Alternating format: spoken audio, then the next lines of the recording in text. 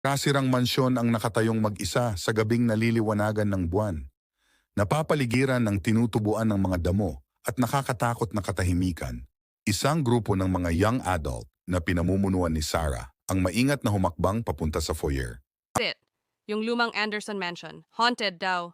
Pumasok sila sa isang maluwag na sala na puno ng mga antigong kasangkapan na nababalot ng alikabok.